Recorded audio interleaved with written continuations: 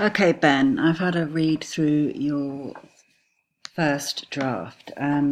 First thing I'm going to say is I'm not sure what your stance is. So when you've put intro, I want you to be giving me a nice punchy title about what this article is going to be about. And I think you're quite right. If your intro is 500 words, then I'm not sure how you think you're going to do your body and conclusion in the next 500. So you're going to need to cut quite a lot of this intro. What I would say is, so in red, sometimes it's word choice, often it means that there's a repetition or your grammar's wrong. Now, I'm not going to go through all of these with you. This is where you should be really polishing your drafts before you submit them, Ben, because this would take up too much time, and just reading it out loud to yourself before you had submitted would have seen a lot of these. So, MJ or LeBron, what's your question? What's your stance? What about them? Now you're repeating yourself, surpass. Again, I think with these sports articles, you can abbreviate. Probably, I would have expected you to have noticed that from the research that you did, but I'm going to leave it to you to then go through and check where you've not abbreviated and make that decision. Now, this is poor editing. We have collected all evidence that can provide you to settle this question that has been in debate since LeBron has entered the league. Ben, I know that you can write better than that, and that is clunky and it's formal and it actually doesn't really make much sense. So you need to have a strong personal voice as this basketball fanatic journalist. So you need to be checking that. Now, why have you put a once-in-a-generation player status in inverted commas? I'm not sure why.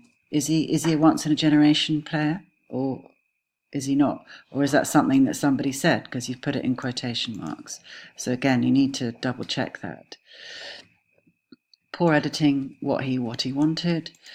Repetition of rookie and rookie. Now here, Michael Jordan was the first rookie to be endorsed as a signature athlete by Nike and even major brands. Well, last time I looked, Ben, I thought Nike was one of the major brands of the world. So I think it's pretty cool if you get an endorsement by Nike. And if you're going to say even major brands, then be specific. You're a journalist. We want details. So what other brands? Your language is getting better here. He had the swagger and the game to back it up, to be the face of the league, even the sport. Which sport? I'm assuming you're talking about basketball, but you're beginning to warm up here, and that's better. Jordan transcended the style of basketball. Now, I don't know anything about basketball, but what style of basketball? Was it the current? Was it I don't know. You need to have a bit of evaluation here. Expanding and influencing in ways both big and small. What do you mean big and small? How? What was it that he changed? What was it about him that changed it? Children on courts wagging their tongue and raising the popularity of basketball across the world.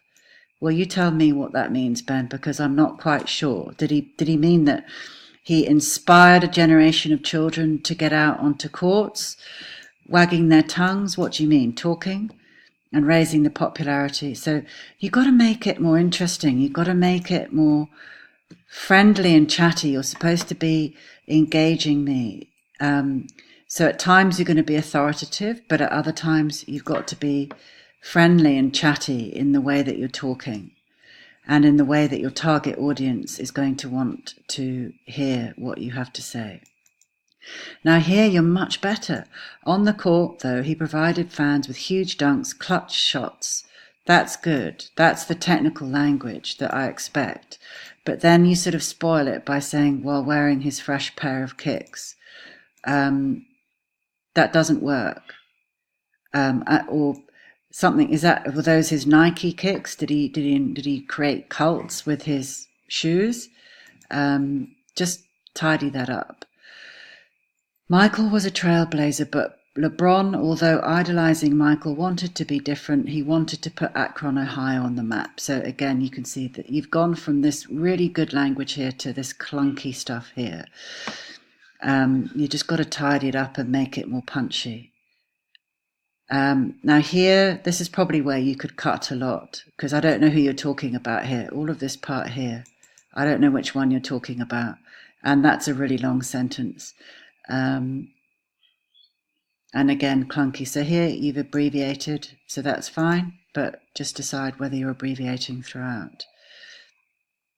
And here, this is good. He stayed focused, didn't lose his mind, even though he was taking the league by storm. Like Michael, his athleticism was superior for his age, but LeBron's physicality was different to Michael's, standing at 6'8". But tell me how. I don't know what Michael's was.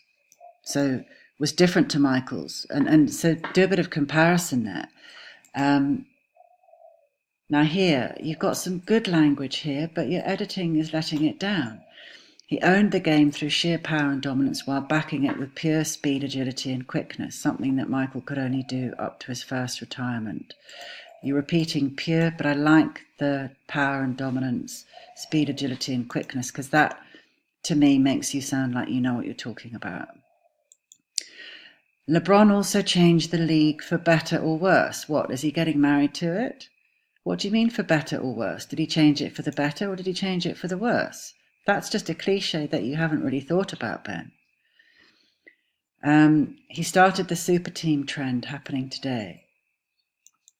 Yep, good. It didn't come without scrutiny. Is scrutiny what you want to say? Sounds that if his jerseys were burned and his Cleveland fans were angry, then that would be, rather than scrutiny, controversy. And then you've used the inclusive we. That's good because you're including your audience here. And then just all these in red. I don't know what's going on with your apostrophes, Ben, but you need to sort them out. That's fine. Now you're getting into the body. Now getting into the scheme of things, Slam has analysed the stats of both players. That's good, but you've repeated stats.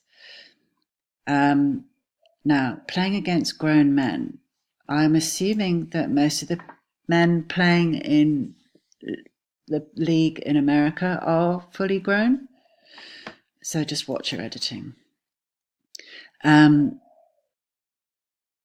So there are some parts, Ben, where you're getting that language and it sounds really good. But I do think that this could be a lot more polished had you just read through it and read it out loud.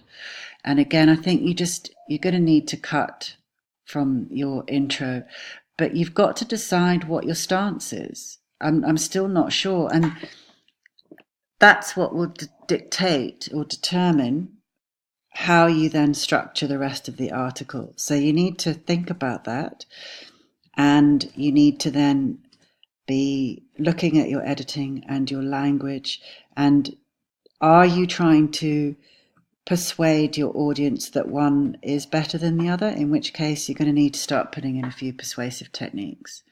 Okay.